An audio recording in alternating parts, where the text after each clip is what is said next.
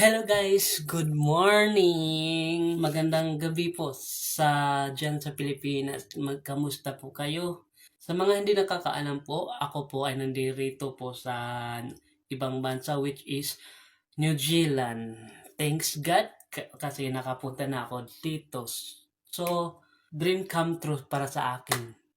Sa, sa buhay ko na nakapunta ako dito sa New Zealand. At thank you din sa lahat ng tumulong sa akin para makapunta ako dito. Unang-una sa bayaw ko na si Lonlon, Ronnie Bourbon, at saka sa kapatid ko na si Isa Carlon, at saka kay Yumik na siyang tumulong sa akin para umaasikaso sa mga kailangan na mga papel para makapunta ako dito. At sa boss niya na pumayag na kunwari empleyado niya ako sa salon niya. Kaya thank you so much guys. So ngayon, sasamahan niyo ako na gagawin ko ang isang bagay na minsan na rin ginagawa ko doon sa Pilipinas, which is magtatanim. Yes guys, tama ang narinig niyo. Magtatanim ako dito sa New Zealand. So, kung tinatanong nyo kung anong klaseng halaman ang itatanim ko, hindi siya halaman kundi isang gulay. At alam nyo kung anong gulay?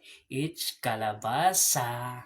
So, sana samahan nyo ako mula sa simula hanggang sa dulo. Time in simulan na natin in 3, 2, 1, intro!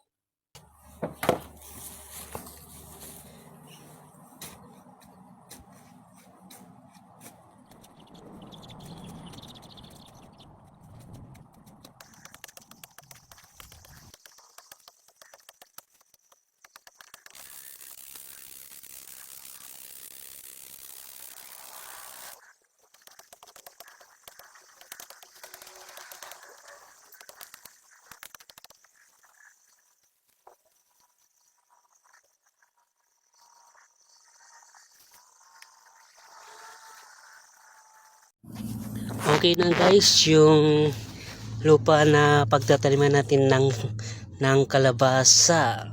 Kagawa na tayo ng bilog, nilinisan na natin, tinanggalan na natin ng mga gamot saka yung damo. Naka-ready na siya.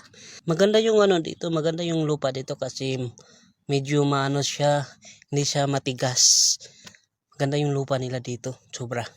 Gustong-gusto to sa sa kalabasa kasi malambot yung lupa nila dito. Tapos yan ang gusto ng gagapangan ng kalabasa kasi madamo. Yan ang gusto ng mga kalabasa, hindi masyadong na sila sa lupa.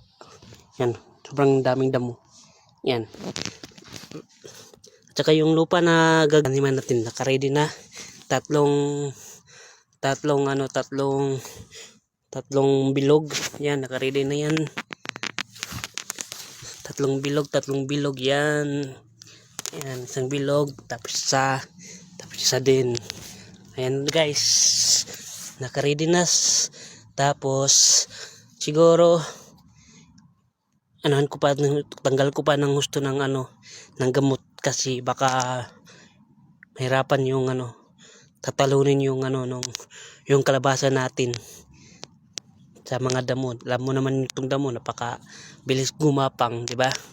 Kaya kailangan ko munang tanggalin yung lahat ng lahat ng gamot dito din at saka doon. Sige, namayin lang. Sisimulan ko ng pagtanggal sa mga gamot ha.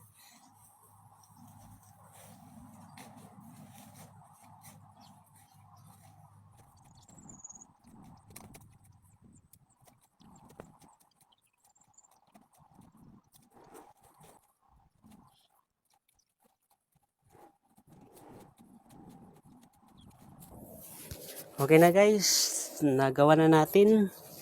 Tanggalan na natin ng maayos yung tanggalan na natin ng lupa, yung tatanggalan na natin pala ng sorry. Natanggalan ng gamot natin yung lupa. Ayan na siya guys, oh. Okay na to.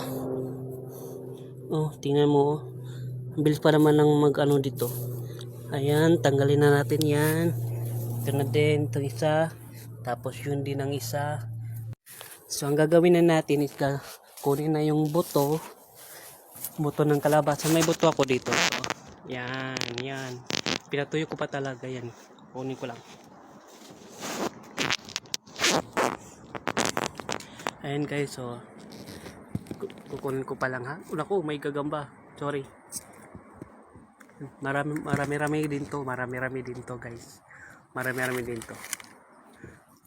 Lang. Ito na. Nako, kailangan ko ng lalagyan. Ito. Lalagyan ako dito. Dami-dami pa naman to. Okay guys. Ayan. Rami-rami rin to.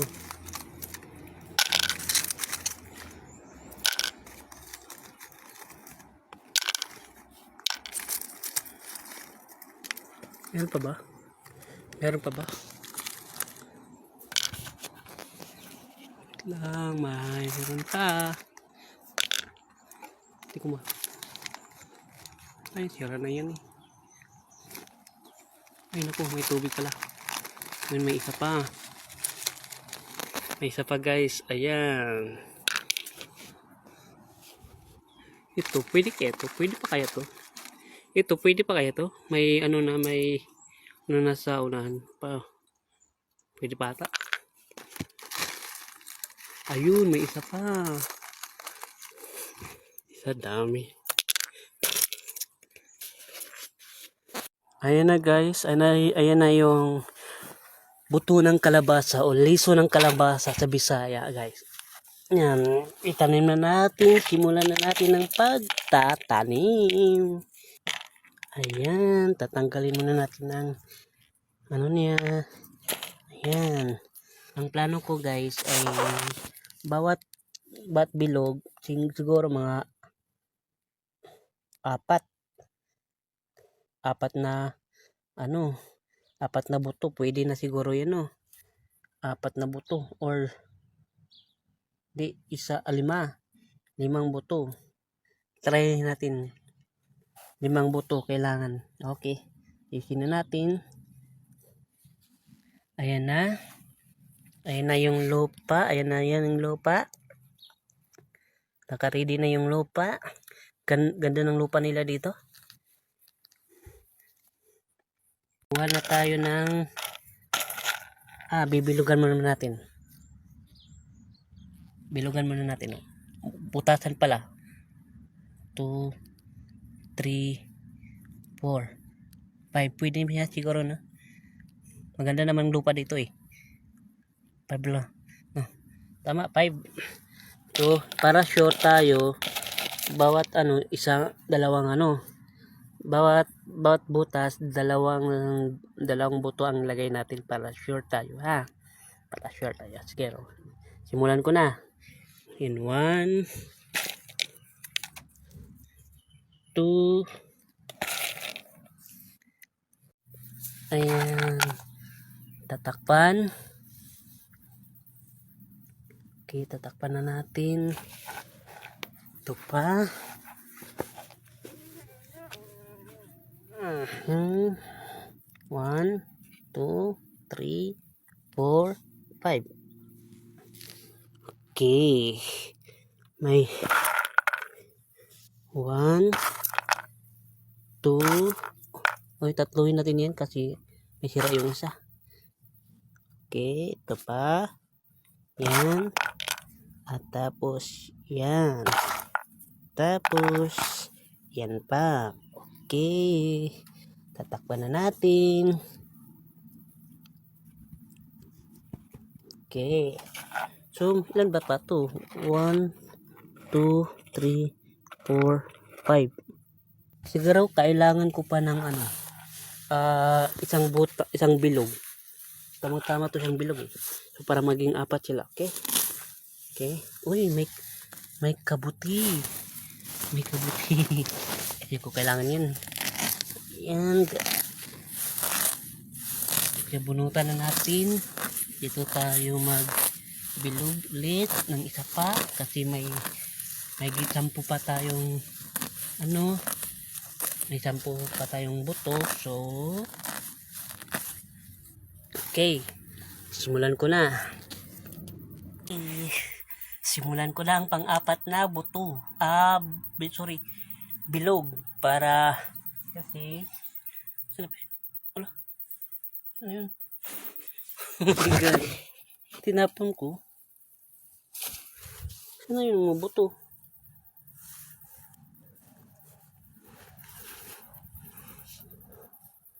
Ano yung mga buto? Hala, nawala yung mga buto.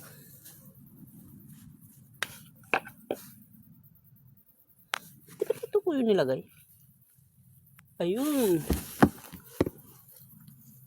Kailangan natin nang magdagdag ng isa pang bilog tulad nito. Tulad niyan. Kasi may sobra pa tayong buto ng kalabasa ito. Mga 10 din to. So ibig sabihin kasya pa ang isang bilog na pagtataniman natin ng buto ng kalabasa. Let's go. Pero bago lahat, safety ko muna tong buto, baka mawala na naman. Yan, lagay ko dyan. Okay, simulan ko na. Unang gawin, magbungkal ng lupa.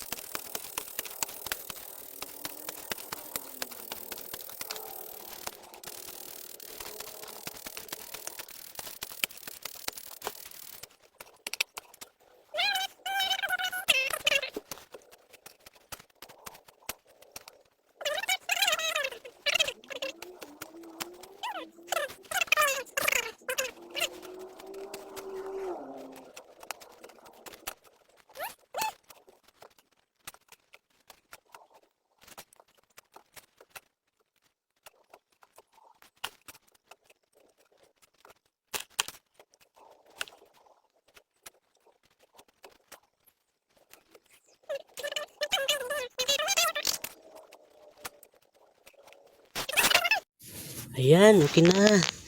Nakakagawa na ako ng bilog para sa pang last na buto ng kalabasa itanim ko dito. Ayan, malinis na yan. Tinanggalan ko na ng mga ugat-ugat niyan, mga gamot-gamot yan. Ayan. Ayan. Ayan.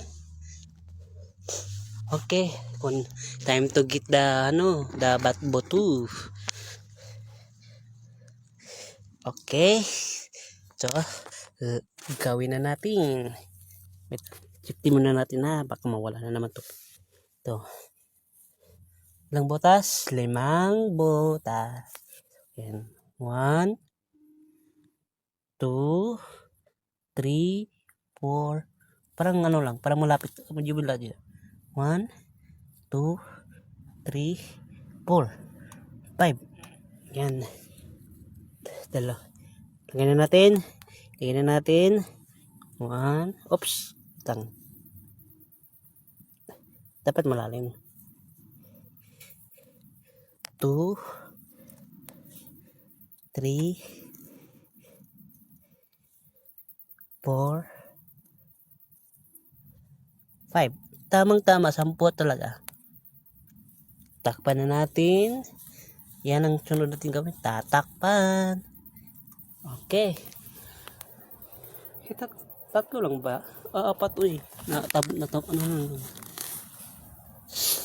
So, ito na, may kumpleto na. Lagyan na natin, natanim natin na yung buto.